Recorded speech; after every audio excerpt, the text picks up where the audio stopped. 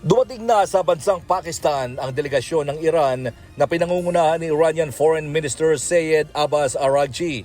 Ngunit paglilinaw ni National Security and Foreign Policy Committee Ebrahim Azizi na ang pagpunta ni Araghchi ay upang talakayin ang bilateral relations ng Iran at Pakistan.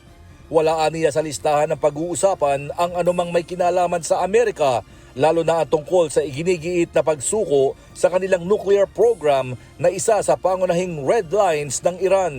Kasama ni Dar si Field Marshal Syed Asim Munir sa pagsalubong kay Araghchi. Si Munir ang isa sa kinikilalang negotiator ni US President Donald Trump. Samantala, ipinahayag naman ni White House spokesperson Caroline Leavitt na aalis patungong Pakistan sina US Special Envoy Stephen Witkoff at ang manugang ni Trump na si Jared Kushner para sa peace talks. Nakatakdang umalis ang dalawa araw ng Sabado oras sa US.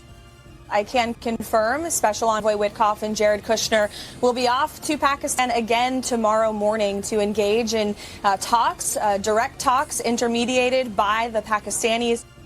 Ayon sa White House, ang Iran ang nakiusap na magkaroon ng pag-uusap, taliwas naman sa pahayag ng Iran. Kung kapwa na sa Pakistan ang delegasyon na magkabilang panig, nanindigan ang Iran na hindi ito personal na makikipagharap at ang Pakistan lamang ang siyang hahayaan nitong magpaabot ng mensahe sa US delegation. Umaasa naman ang Amerika na magkakaroon na ng linaw ang proseso para sa pagkakaroon ng payak na kasunduan. We're hopeful that it will be a productive conversation and hopefully move the ball forward towards a deal. James Bontuyan, UNTV News and Rescue. Diyos ang aming sandigan, serbisyo publiko ang aming pinahalagahan.